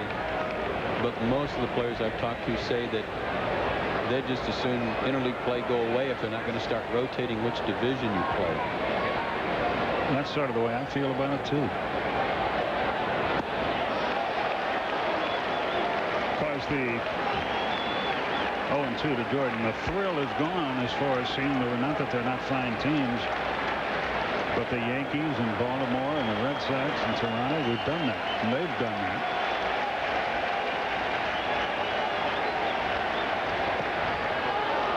1-2 with 2 out. Braves had runners at first and third with 1 out in the second, failed to score. Had a runner at third with nobody out an inning ago, failed to score. And Brian has the hat trick. 10 strikeouts for Pedro Martinez. We go to the bottom half of the 6th inning. Boston 3, Atlanta nothing.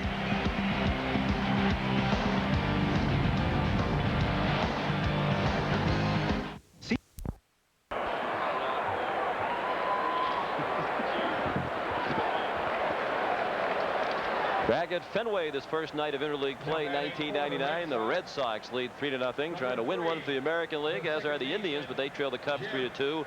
Detroit leads St. Louis 2-1. Florida pounding Tampa Bay 7-0. Montreal 2, Toronto 1. Philadelphia leads Baltimore 4-2. The Mets leading in the battle in New York 2-1. The rest of the action scoreless or later. Jeff Fry against Tom Glavine. Ball 1. Fry, Veritek, and Lewis, the bottom third. Here in the 6th. Jeff singled through the middle last time up to knock in a run. He struck out in the 1st. He takes a strike.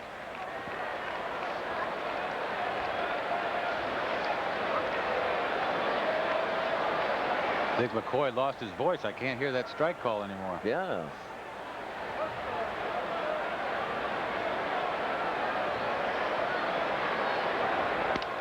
Bang down the line, fair ball, base hit, heading for the corner, and at least 2 for Jeff Fry. That bounces around to the doorway for a while, and it's a double, and Fry is 2 for 3.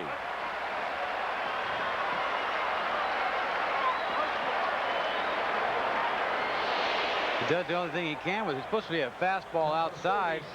This ball kind of comes back over, and he hooks this ball down the line. Maybe it was a changeup that just sort of ran over and didn't go away. It came in. Anyway, he does a nice job hitting this ball. It's got to be a mistake. Leadoff double. He's in scoring position for Jason Varitek. 8 hits now for Boston. They're out hitting Atlanta 8-2. Varitek takes a strike. He saw a lot of the Braves while he was in college at Georgia Tech. We got to get this guy over. Guy in second, nobody out. You have got to get him over. I don't care if you bunt. Down and in. I mean, what's wrong with bunting right here? Anything? No. You just don't see it anymore. And rarely done by the Red Sox. Jimmy Williams doesn't employ the sacrifice very often. Varitek has done it a couple of times this year.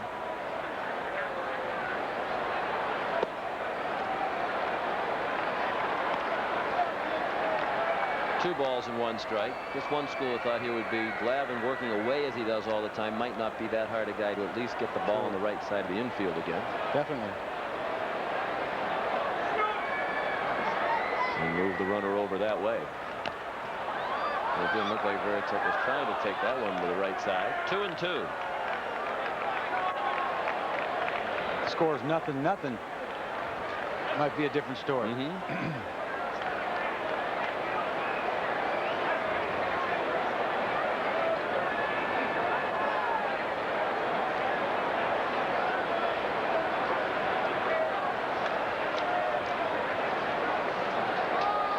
Varitek had something in his eye.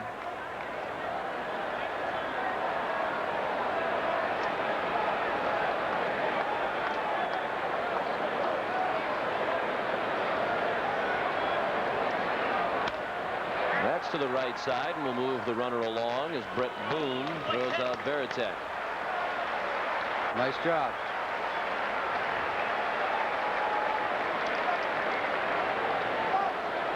Jimmy's got to like that. Well,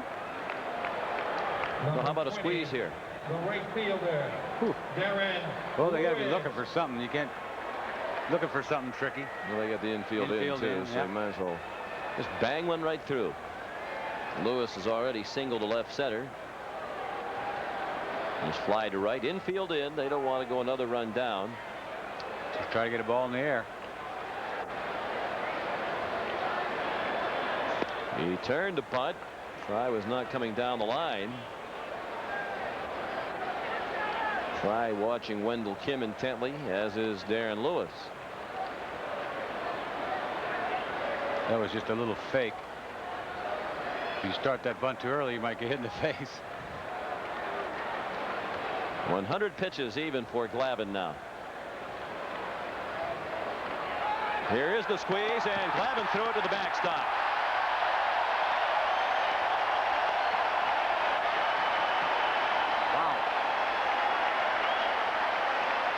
He was anxious to get it up there. Maybe he's just trying to throw this ball high and outside because he saw him turn around. Here he kicks his leg. Wow, it just slipped out of his hand. Did you see the catcher pop up early there? I don't. Here we go. No, it just slipped. I was going to say maybe it was a pitch out, but it wasn't. It's a wild pitch charged to Glavine in any event, and a 4-0 Red Sox lead. It's a wild launch. That sure was. Jimmy Williams pulling out some of the tricks against his old friends from Atlanta. Lewis lines one to first. 2 outs. Here in the 6th inning, the Red Sox lead 4-0.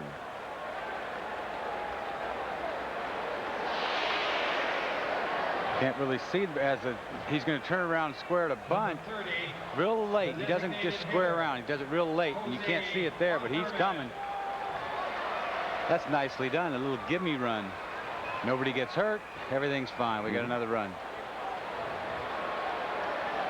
So 2 outs and the base is empty for Jose Offerman. Glavine hits the corner for a strike. Jose's 0 for 3, a ground out and 2 strikeouts. 4 runs, 8 hits for Boston. No runs, 2 hits for Atlanta. Neither team has made an error. Up and away. A ball and a strike.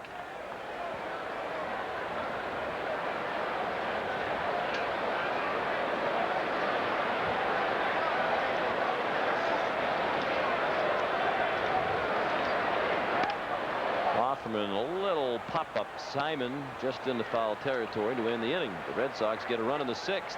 We head to the 7th with Boston leading 4-0.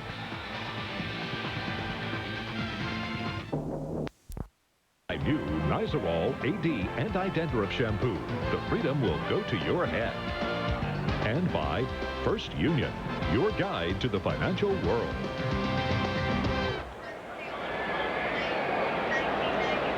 Javi Lopez leads off the 7th. Outside, 1 ball, no strikes. The scorer has rightly changed the scoring on that. And I missed it too, but since the runner was running from third, you got to score that as a steal of home. Not a wild pitch. So Jeff Fry's first stolen base of the year is home plate. First one of home by the Red Sox since 1996. 1-1 the count.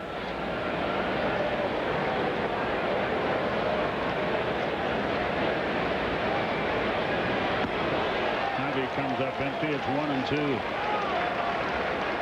Glavine high for pitches in a game this year, 121 against the Cardinals on May 3rd. He's averaged 104. He's at 109 in this game. Took a little off that time. 11 strikeouts, 1 out in the 7th. That's and one guy. Go ahead, Joe. One guy he hadn't struck out, too. 7 in a row set down by Mr. Pedro. It's almost like on his changeup, he just kind of drags his arm through there. Boy, what a beautiful pitch with that quick motion to the plate. He's throwing so hard, too. The hitters are reacting to the delivery. Ryan Klesko hits one hard down the right side. Fair or foul? It is a fair ball home run. A line drive just inside the line. There goes the shutout. Home run number 7 for Klesko. His 25th RBI.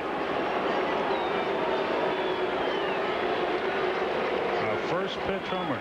And the 4th in his career off of Pedro Martinez.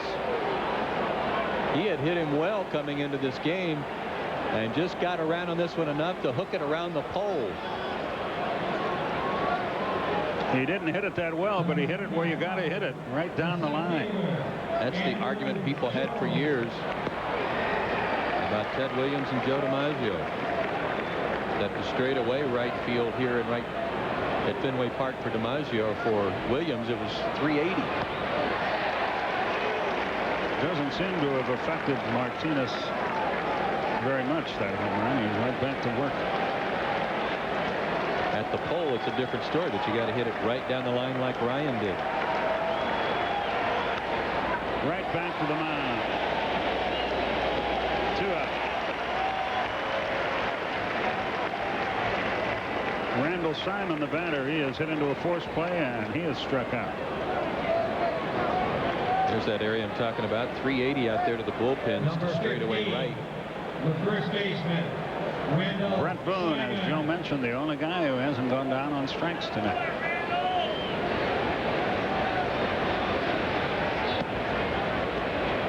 A little bit low, 1-0. The discussion was always if DiMaggio played here with the Green Monster and Williams played in Yankee Stadium with the short porch, how good would they have been? And if they both hadn't had their career interrupted by military service, Williams twice, by the way, what numbers would they have put up? Randall a little out of control on that one. It's 1-2. Randall's kind of dug in tonight and said, just keep giving me the fastball. I'm going to get one in a minute. And Pedro's obliging. This is kind of a fun matchup here. Simon hit the ball hard his first time up, but struck out his last time. A ball and 2 strikes. 2 out, nobody on, but a run is in. Started to go, held up, it was down and in, 2-2. Randall's not even getting out of the box. He's just saying, come on, you and me. And Pedro says he doesn't want the change up. Let's go back to the fastball. Away. And he hit the target, and the inning is over. Number 12. Klesko's homer gets the Braves on the board, the only hit of the inning. No errors, nobody left. Bottom of the 7th. 4-1 Boston.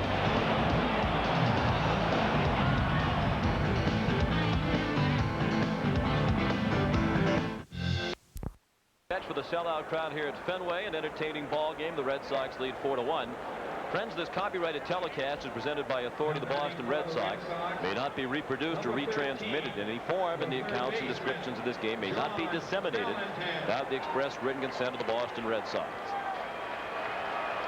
Sean McDonough with Dennis Eckersley tonight. He's filling in for Jerry Remy, who has the night off to attend his son Jordan's graduation from high school. A big night in the Remy household. John Valentin pulls the first pitch from Glavine in the hole. Tough play for Walt Weiss. Long throw. Got him. Nice play, both ends. Weiss still has a nice arm. He gets this ball in the outfield grass. Here's a changeup he tries to hook, which he does. Almost in the hole. Goes on the outfield grass, stops, still has enough on it, but there's a nice pick on the other end. Nicely done. Valentin stumbled out of the batter's box. Yeah, that might have cost him the play. He doesn't get down the line that good anyway. No, he doesn't seem to run quite as well as he used to. He used to run a lot better. In fact, steal a bag here and there. Nomar Garcia-Parra takes the breaking ball.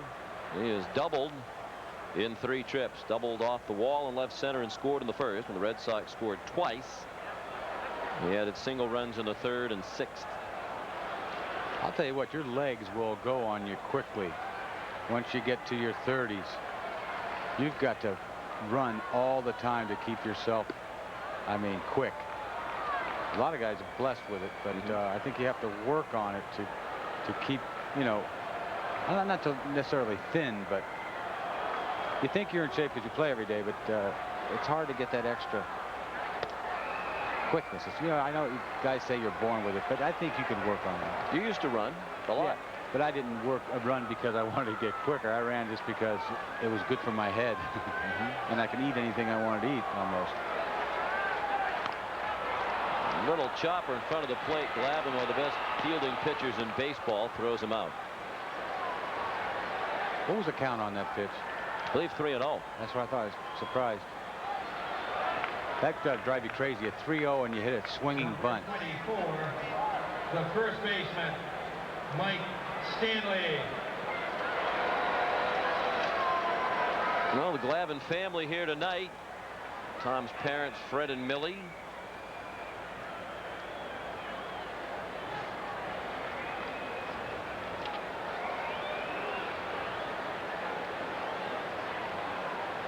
They've watched their son pitch into the bottom of the 7th. Red Sox haven't made a lot of loud noises against him tonight, but they've scratched and clawed 4 runs. Stanley took a ball. 0 for 2 with an intentional walk. He wouldn't be in this game in the National League, that's for sure. He likely would have hit for him by now. Tom has a brother, Michael, who's in the Braves organization with their Double-A team as a first baseman and outfielder.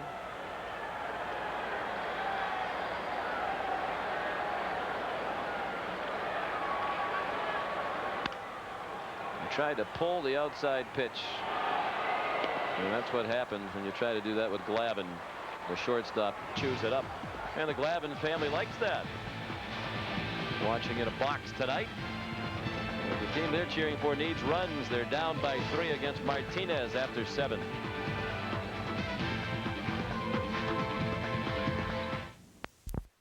Time to take a quick look at the Delta scoreboard.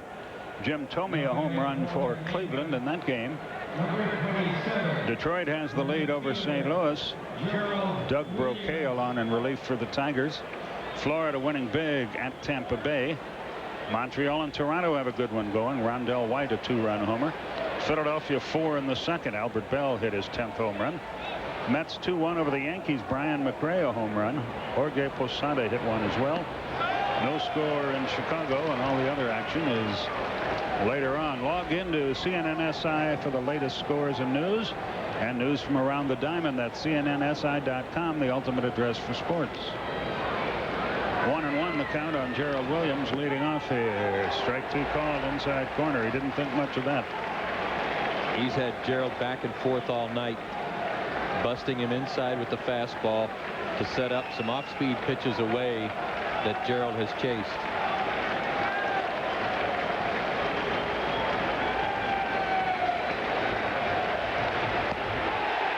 That's number 13, and he's got Gerald all 3 times up. And Gerald is right at the Mendoza line now. 0 for his last 20. About 95 miles an hour on the outside corner. And Gerald very defensive, looking for something off speed. Way late on that pitch. Guessed wrong. Walt Weiss, the batter, 0 for 3. His 13-game hitting streak might be on the line right here.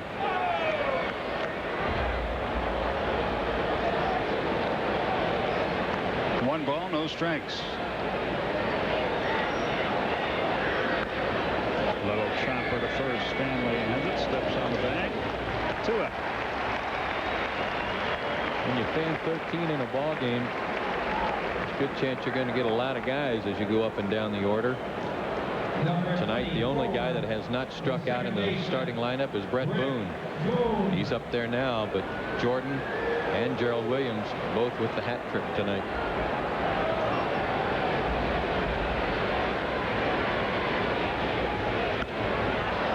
Pop found on a play, 0-1. Apparently, the location they're talking about for a new Fenway Park, Skip, is right out behind us in this very neighborhood. They'd have to do some raising of buildings, and we're talking like maybe by the year 2003. Strike 2. He is awfully tough tonight, but everything has worked off his fastball.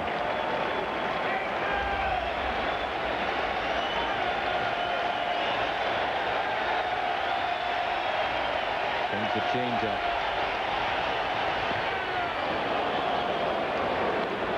It's like he lays his arm out on a changeup. He has a lot of leverage with his fastball for such a small, slightly built guy. But watch how flat his arm is on this. Struck him out, inning over. Boone argues about it, but he is out on strikes. Martinez strides off the mound with 14 Ks. Mikasa es su casa. Bottom of the 8th, 4-1 the score.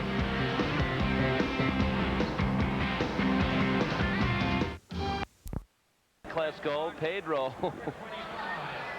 14 Ks tonight. Just awesome indeed. The spelling less than awesome, but Pedro has been.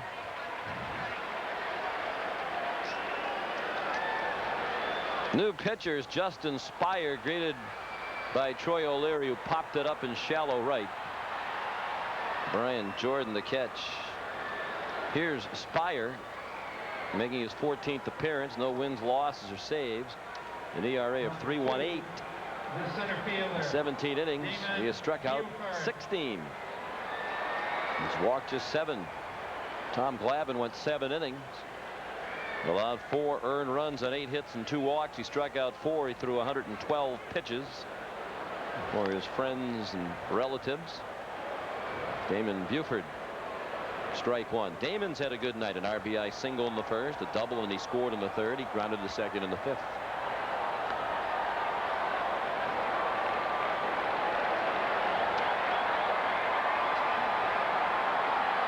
One and one the count.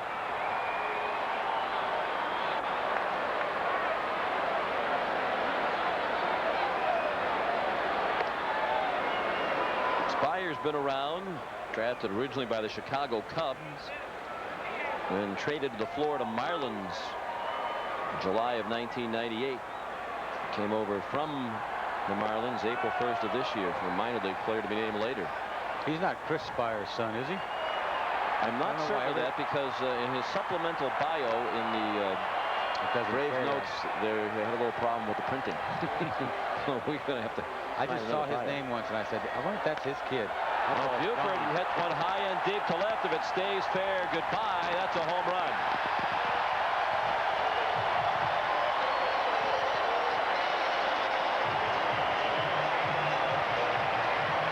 I don't know if Buford took Spire's son deep or not.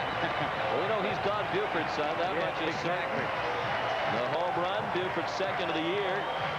And he's just lacking the triple to hit for the cycle tonight. 3 hits for Buford, 2 runs batted in, 2 runs scored.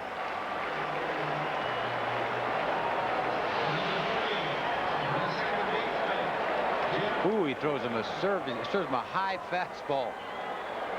Fence high, as Reggie Jackson used to say.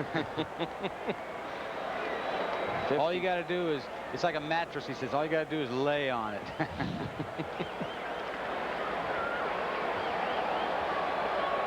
Red Sox have hit 54 home runs now as a team, averaging 1 a game for the year. This is their 53rd game. Used to call those dingers baboombas. Baboomba. And you are correct.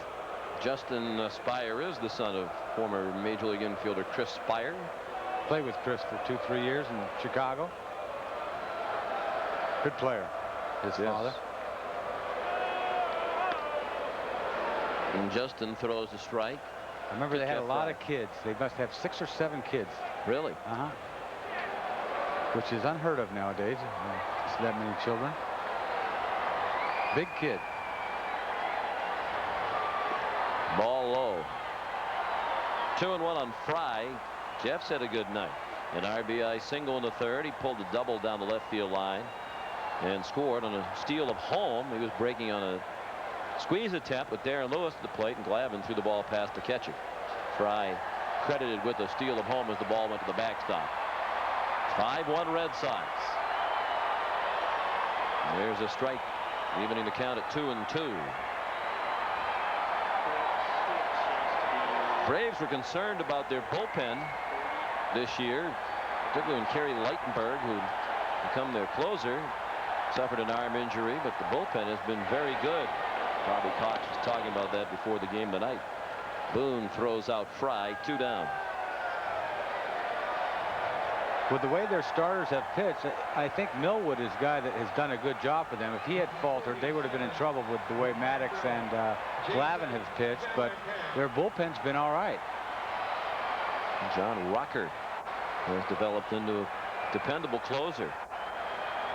A left-hander. Goes hard. Very hard, yes. Jason Varitek's 0 for 3. Ian Offerman, the only Red Sox in the lineup tonight who have not reached base. Ball 1 low. Spire wants a new ball from Larry McCoy. Varitek didn't get a chance to really swing left-handed that much last year with Hatteberg around. He's shown he's got some pop that way this year. 6 of his 7 home runs have come from the left side. So that in itself is a surprise. The kind of power that he has from the left side, which is, I always thought he was a good right-handed hitter, so that's perfect. Couple of notes involving the Red Sox today. Kip Gross was outrighted to Pawtucket. He came off the disabled list. When it became apparent that Mark Portugal wanted to stay, we announced that earlier tonight. If you're just tuning in, Portugal is going to stay with the team and continue to pitch. Kip Gross sent to Pawtucket. And Juan Pena is going to make another rehab start for Pawtucket tomorrow against Buffalo. And if all goes well, he will likely return sometime next week. 3-1 pitch hit in the air to right. Well hit. Jordan up against the bullpen wall. Took a home run away from Varitek and flipped the ball up into the bleachers. And the scramble is on there for the souvenir. Varitek showing that improved power from the left side that Dennis was talking about. Nearly ripped one out of here. Buford did hit a homer. And as Martinez heads to the mound to try to finish them off, he has a 5-1 lead.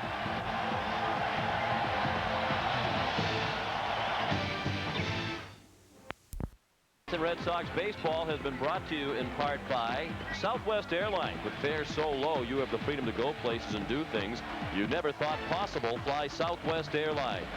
And by your friendly Dodge dealer. From cars to minivans to trucks, it's about change. The new Dodge. Beautiful night in America's greatest city. A big sellout crowd, 33,411 on hand, and they have been entertained by this one from the start. Pedro Martinez has been outstanding again. Well, the Red Sox have led throughout since scoring twice in the first. Chipper Jones pulled one into the Boston dugout. Jones, Jordan Lopez, the 3-4-5 hitters coming up. Chipper has walked, struck out, and flied to center. Martinez has given up 3 hits, one of them a homer to Ryan Klesko. He's walked 2, none since the second inning, and has struck out 14. He's had at least 1 in every inning. He's got Jones on the hook, 0-2. He's feeling strong, too. You talk about 14 punch-outs. He only got about 110, 15 pitches, which is phenomenal. Fans gave Pedro a standing ovation as he took the mound. The 0-2 pitch just outside. Could have rung him up right there. We were waiting to hear your pal Larry McCoy. Yes. The 1-2.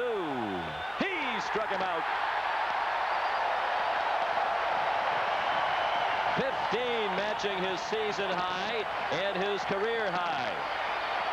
He's done it 3 times this season. Wow. Got Brian Jordan up, punched out 3 times, and he does not want to punch out 4 times. That's the golden sombrero.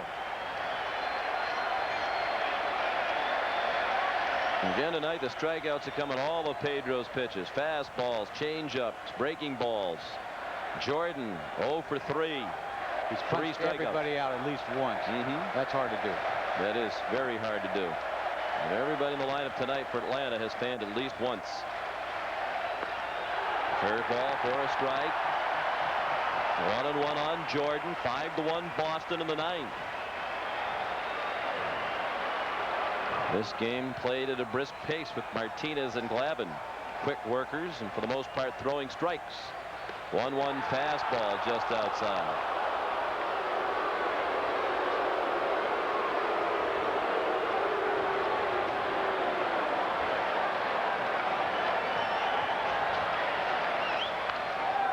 The 2-1 is fisted foul.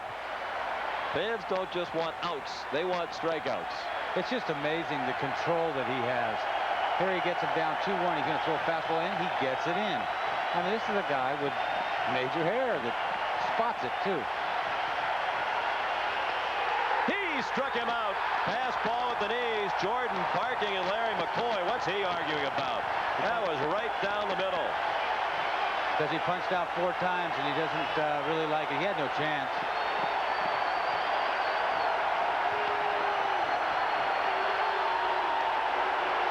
Come on, BJ. Bobby Cox. Just a little embarrassed, I think, more than anything. Because he can go upstairs and look on that video, and that ball is plate. And not only that, it's the Pedro Martinez show. Go sit down. That's where I talk about. See ya. That ball is get out of here. Right down the middle of the plate, certainly high enough. First time in his career, Martinez has struck out 60. Now he has a chance to strike out the side, finish with a flourish. And if Lopez keeps swinging like that, there will be 17 strikeouts for Pedro. Looks like a fastball coming out of his hand, and it doesn't get there. Ah. What a pitcher. The 0-1. 0-2.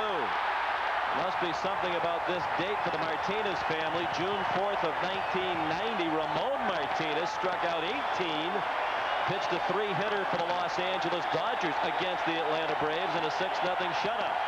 Ramon at 18 on this date in 1990. Pedro looking for number 17 and the complete game win. The 0-2 pitch.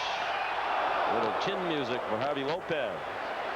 Tried to overthrow that ball sometimes, and it gets away from you. This is one of the greatest performances I've ever seen. As far as punching people out, it's just totally dominant. I mean, it's a thrill for me to see this game, to be honest with you, because I love pitching. The 1-2 pitch. Bounced on the third base side as the crowd groans. Valentin's throw dug out by Stanley, and the Red Sox win.